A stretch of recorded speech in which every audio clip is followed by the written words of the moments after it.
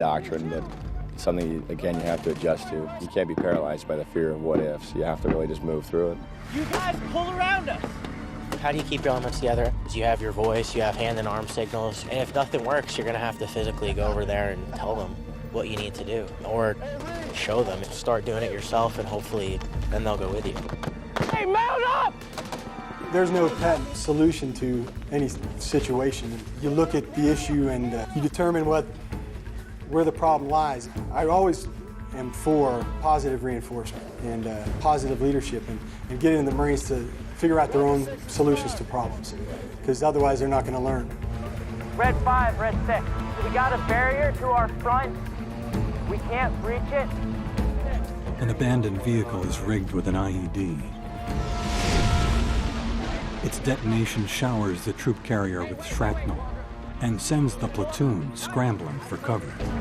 First platoon recovers from the initial attack, but they must process several different events. Red 6, Red 5, that smoke is one of our trucks on fire.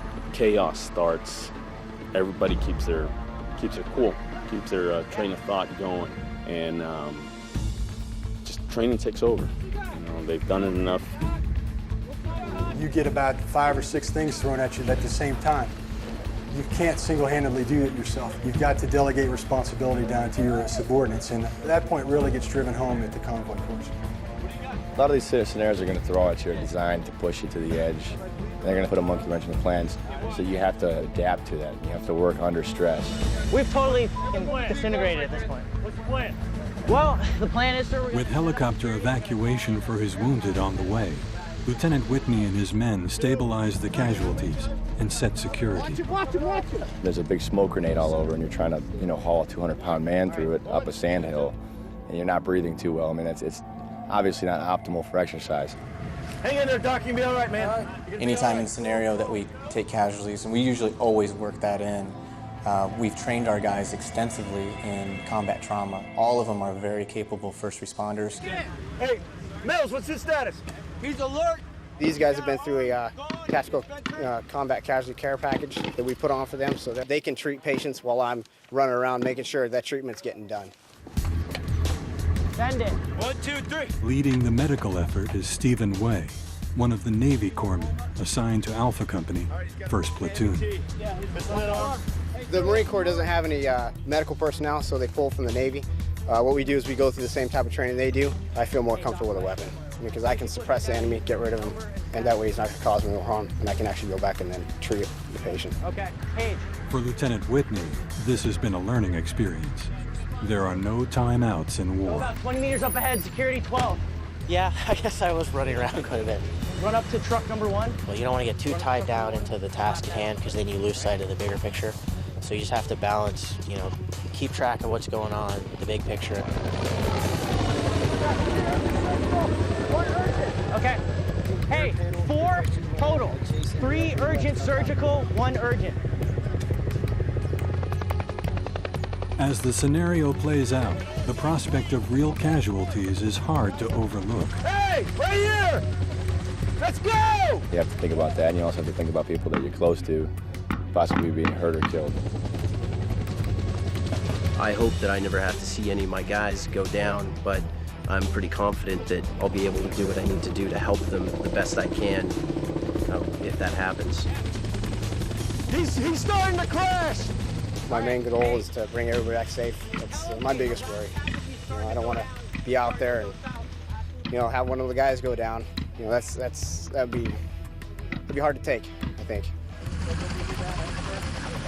The key to Alpha Company's mission success is the ability to transfer their experiences into takeaway knowledge, learning from their mistakes. Back, peace, okay? After each training operation, every move is carefully analyzed. Came real close to that vehicle. That's why the vehicle... You realize you really need to focus on those weak parts. Yeah, the convoy course really drew out a lot of weaknesses and some gaps that we had. Tom kind of hurt us out there today, didn't it? Yeah, it hurts real bad. Okay? As far as those debriefs go, the initial debriefs were rough, but you want to kind of punch them in the nose a little bit to get their minds rolling so they do spend the extra time, try to improve themselves. If you've got 2 guys on one side of the vehicle, one guy's... It's tough. I mean, These guys don't have a lot of experience with those weapons. None of them are, machine gunners by trade, so that's something that we're going to have to spend time on. And we haven't had a whole lot of time to do it. And where's the gunner? That's why the training is very difficult for them, because they are not used to failure. But it motivates them to put in that extra time, long nights, or even all the way through the night. Amnesty International wants to come see you. You were shooting some of the friendlies. The fear of failure is in there. It's in everybody. No person worth his salt can go through the day without thinking about the fear of failing.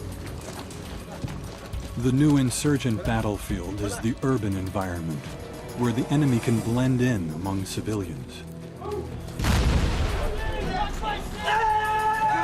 And one of the truest tests is how you stand up in combat, but nobody really knows until you got somebody that's actually trying to take your life.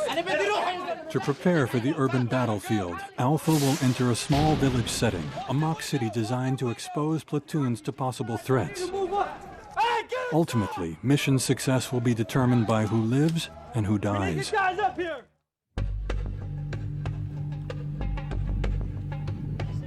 Bravo Battery, this is FO4. Modern urban combat is not simply reducing entire villages and cities to dust. Oftentimes, with innocent civilians at risk, indiscriminate destruction can create a deeper resistance from those people that Alpha Company and other coalition forces are trying to protect. You're there to stabilize their country so that they can take over and they can live free. But it takes a while to get there. Warrior 2-1. I could care less we get one firefight, as long as the people get a better life. And we put suppression back here. Between what we're learning here and the information that we're getting from inside Iraq, there are no fix-alls. There is no one answer to the problems. It's a grab bag, and the more tools we have in the grab bag, the more versatility we're going to have. It just goes straight down.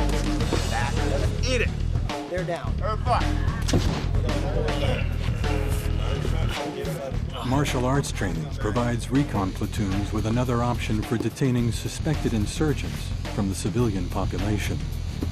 You want to be compliant? Americans are very careful. Very careful of women, very careful of children, very careful of old people. So what we're giving them is tools to solve problems that are commensurate with the environment they're in and the job that they're doing at that point in time. As they practice the lessons of physical restraint, each Marine learns how to exert the least amount of pain while leveraging the optimum measure of control on their adversary. When things are loud, people are screaming and yelling, it gives them tools to survive and accomplish the mission in the most efficient way.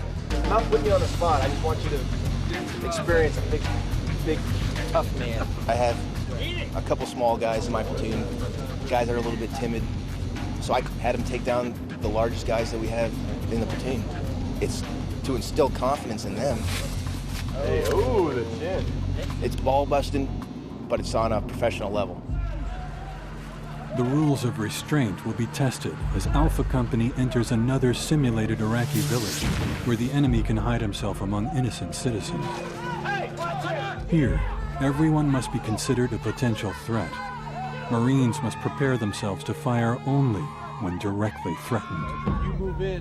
You want to Today's mission involves one platoon searching for a captured American contractor, while another platoon simultaneously raids an alleged insurgent safe house. Each man has a specific job. I finish the room. EPW team up. You come in. They can develop really good plans, very in-depth, and they can get it down to the belt buckle level to where the Marines understand what their roles are and what they have to do, and that's what makes them successful. And everyone's going over in their mind their role within the mission, what their specific job or tasks can be, and just troubleshoot it, what can go wrong. Hey, dudes! Somebody gets taken down, you need to know the other guy's job, so it's just making sure everybody knows everybody's position and how it works. Platoon leader Lieutenant Whitney heads the rescue unit, made up of two teams commanded by Staff Sergeant Bobby and Staff Sergeant Brosignol. Shoot house. Got it? Momentum is